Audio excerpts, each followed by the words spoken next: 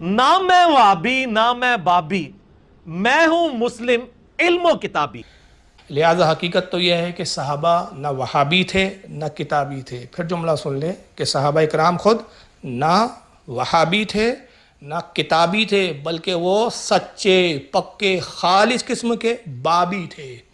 کیا تھے وہ؟ سچے پکے خالص قسم کے بابی تھے، کیونکہ وہ نبی کریم صلی اللہ تعالیٰ علیہ وسلم کے بعد اپنے سے بڑے بابا کی اتباع اور پیروی کیا کرتے تھے، اور اس کا حکم انہیں خود رسول اللہ صلی اللہ تعالیٰ علیہ وسلم نے دیا تھا کہ دیکھو میرے بعد تم دین میں اپنی عقل کے گھوڑے مت دوڑانا، اپنی سمجھ سے دین کو مت سمجھنا، بلکہ تم میں جو بڑا بابا ہو اس کی پیروی کرنا، اس سے دین کو سمجھنا۔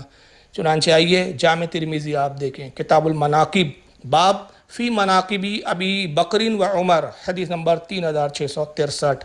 امام ترمذی بیان کرتے عن حذیفہ رضی اللہ عنہ قال، حضرت حذیفہ رضی اللہ تعالیٰ عنہ روایت کرتے اور کہتے کننا جلوسا عند النبی صلی اللہ علیہ وسلم فقال، کہتے ہیں کہ ہم صحابہ اکرام ایک مرتبہ اور رسول اللہ صلی اللہ تعالیٰ علیہ وسلم کی مجلس میں بیٹھے ہوئے تھے، حضور کی بارگاہ میں حاضر تھے کہ آقا نے صحابہ کو مخاطب کر کے ارشاد فرمایا انی لا ادری ما بقائی فیکم، فرمایا کہ اے لوگو مجھے نہیں معلوم کہ میں تم لوگوں کے درمیان کتنا عرصہ رہوں گا، فاقتدوا بالذین من بعدی، کا پس میرے بعد ان دونوں کی پیروی کرنا، وَإِشَارَ إِلَىٰ أَبِي بَكْرٍ وَعُمَرٍ، اور پھر آپ نے یہ کہتے ہوئے حضرت ابو بکر صدیق اور حضرت عمر فاروق کی طرف اشارہ کیا، فرمایا کہ میرے بعد تم ان دونوں کی پیروی کرنا، حضرت ابو بکر کی اور حضرت عمر کی رضی اللہ تعالی عنہما کی۔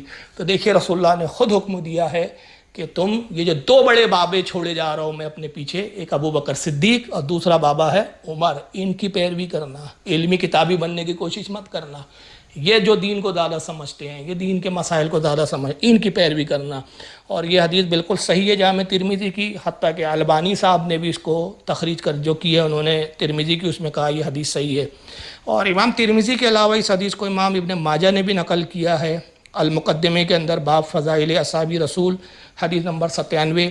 اس کو امام محمد ابن سعد نے الطبقات الکبریٰ جلد نمبر 2 صفحہ 290 کے تحت لایا۔ اس کو امام ابن ابی شیبہ نے المصنف حدیث نمبر 32605 کے تحت لایا۔ اس کو امام احمد نے اپنی مسند احمد میں حدیث نمبر 23276 کے تحت لایا۔ اس کو امام ابن ابی عاصم نے اپنی کتاب السنہ میں حدیث نمبر 1148 کے تحت بیان کیا۔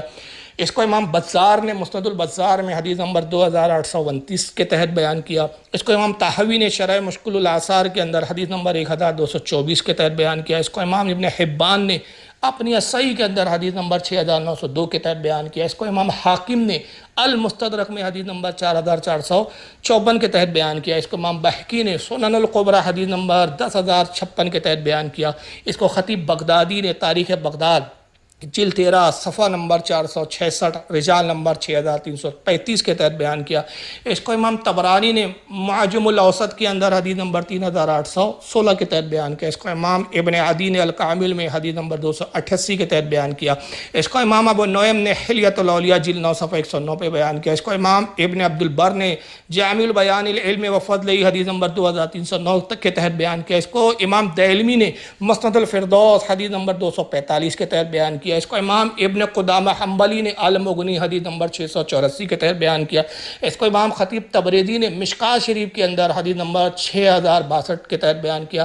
اس کو امام ذہبی نے سیار الاعلام النبلاء جلد نمبر 1 صفحہ 414 پہ بیان کیا۔ امام حیثمی نے مجموع الزوائد حدیث نمبر 15606 پہ بیان کیا۔ اس کو امام ابن حجر اسقلانی نے لسان المیزان جلد 4 صفحہ 113 رجال نمبر 3344 کے تحت بیان کیا۔ امام جلال الدین سیوطی نے الجامع الصغیر حدیث نمبر 1318 کے تحت بیان کیا۔ امام ابن حسام الدین ہندی نے کنز العمال میں حدیث نمبر 32646 کے تحت بیان کیا۔ کل ترمذی ملا کر 24 حوالے میں نے یہاں نقل کیے، 24 حوالے بیان کیے۔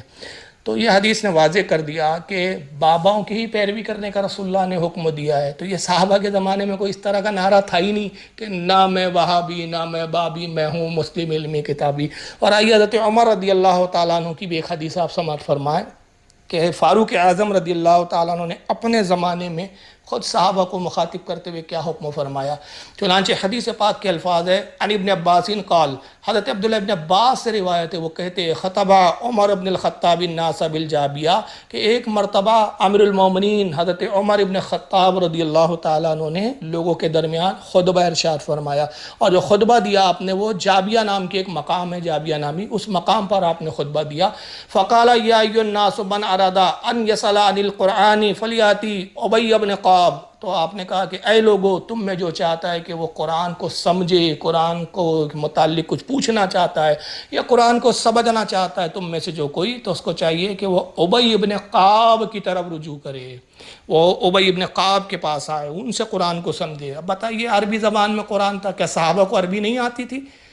تو جناب زبان پڑھنے سے ہی سب کوئی علامہ اور مولانا نہیں بن جاتا ہے، فہم کچھ اور ہوتا ہے، زبان دانی کچھ اور ہوتی ہے، حدیث کو پڑھنا اور ہوتا ہے، فہم حدیث کچھ اور ہوتی ہے، تلاوت قرآن کچھ اور ہے، فہم قرآن کچھ اور ہے. صحابہ کو کہہ رہے ہیں کہ من ارادہ ان یسأل عن القرآن، تم میں سے جو چاہتا ہے کہ وہ قرآن کے متعلق کچھ پوچھے، قرآن کو سمجھے، تو فلیاتی ابی ابن قعب، اس کو چاہیے کہ وہ ابی ابن قعب کی طرف آئے. ومن ارادہ ان یسأل عن الفرائض فلیاتی زید ابن ثابت، اور تم میں سے جو چاہتا ہے کہ وہ فرائض اور واجبات کو سمجھے تو اس کو چاہیے کہ وہ زید ابن ثابت کے پاس آئے. یعنی اندازہ لگائیے کہ تمام صحابہ اکرام میں اس وقت فرائض کا اگر کوئی سب سے زیادہ جاننے والا تھا تو وہ زید ابن ثابت تھے.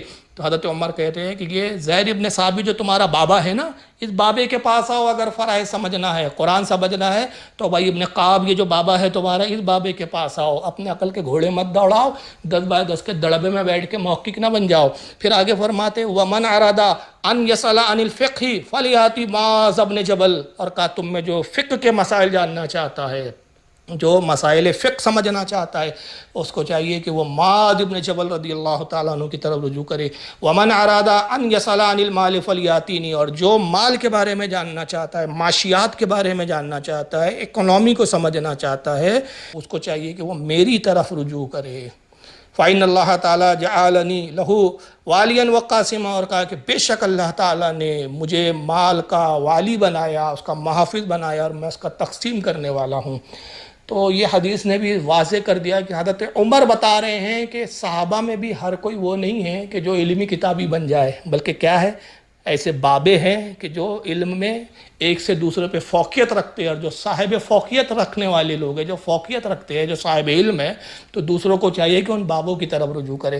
بہرحال آئیے حوالے سماعت فرمائیں کہ اس حدیث کو کتنے لوگوں نے لکھا ہے. اس کو امام ابن سعد نے طبقات الکبریٰ میں لایا، جلد 2 صفحہ 300. اس کو امام ابن ابی شیبہ نے المصنف میں نقل کیا، حدیث نمبر 33566 کے تحت. اس کو امام ابن ابی حاتم نے الجرح والتعدیل جلد 4 صفحہ 111 کے تحت نقل کیا. اس کو امام طبرانی نے معجم الاوسط میں حدیث نمبر 3783 کے تحت نقل کیا. اس کو امام حاکم نے المستدرک حدیث نمبر 5191 کے تحت نقل کیا. اور امام حاکم رضی اللہ تعالیٰ عنہ اس حدیث کو نقل کر کے کہتے ہیں صحیح علی شرط الشیخین ولم یخرجہ، کہا کہ یہ امام بخاری اور امام مسلم یعنی شیخین کی شرط پر یہ حدیث صحیح ہے. اور یہ الگ بات ہے کہ امام بخاری اور امام مسلم نے اس کو حالانکہ اس کا تخریج نہیں کی، اس کو نہیں لکھا. اس کو امام بہقی نے بھی سنن الکبریٰ میں لایا حدیث نمبر 12190 کے تحت. اس کو امام ذہبی لائے ہیں تذکرۃ الحفاظ جلد 1 صفحہ 20 کے تحت. اس کو امام حیثمی نے بھی مجمع الزوائد حدیث نمبر 566 کے تحت اس کو نقل کیا. تو سامعین، آپ نے دیکھا کہ مرزا پلمبر صاحب کا یہ نعرہ کس قدر بیہودہ ہے، اور آپ نے یہ بھی دیکھا ہوگا کہ مرزا پلمبر صاحب اپنے ناقص فہم کے مطابق اردو زبان میں، دیکھیں کیا، اردو زبان میں اپنے تحقیق کے چھوٹے چھوٹے پرچے بناتے ہیں اور لوگوں کو اسے پڑھنے کی ترغیب دلاتے ہیں، اور کہتے ہیں کہ دیکھو صاحب یہ فلاں مسئلہ جو ہے نا، یہ میں نے پرچہ نمبر 24 میں بیان کر دیا، اس کو پڑھ لیجئے آپ. فلاں مسئلے کے لیے میں نے پرچہ نمبر 420 بنایا ہے، وہ اس میں دیکھ لیجئے، وغیرہ وغیرہ. تو میں پلمبر صاحب سے ذرا ٹھہر کے یہاں پوچھنا چاہتا ہوں کہ جناب مرزا پلمبر صاحب، جب آپ کے نعرے کے مطابق سب کو علمی کتابی بننا ہے تو پھر لوگ ڈائریکٹ کتابیں کیوں نہ پڑھیں؟ آپ کی یہ چھٹاک چھٹاک بھر کے بے تکی تحقیق کے پرچے کیوں پڑھیں؟ آپ کے قول جاہلانہ کے مطابق جب اولیاء کی کتابوں میں غلطیاں ہیں، بڑے بڑے ائمہ و محدثین بھی غلطیوں سے مبرہ، منزہ و محفوظ نہیں، تو پھر آپ کی نیم مولوی خطرہ ایمان والی شخصیت اور آپ کی خود ساختہ تحقیق کی کیا حیثیت ہے؟ کیا آپ معصوم عن الخطا ہے؟ کیا محفوظ عن الخطا ہے؟ آخر حلقہ اہل علم و محققین میں آپ کی اپنی حیثیت کیا ہے؟ جو ائمہ اولیاء محدثین کو تو چھوڑ دیں اور آپ جیسے لعنتی کی تحقیق پر لوگ اعتماد کریں کہ آپ اپنے پرچوں کو بانٹتے ہیں. نعرہ تو یہ دیتے ہیں کہ نہ میں وہابی نہ میں بابی, میں ہوں علمی کتابی. تو کتاب دیجئے نا ڈائریکٹ پوری اٹھا کے بخاری دے دیجئے کہ جاؤ بیٹا یہ بخاری پڑھو اور خود تحقیق کرو.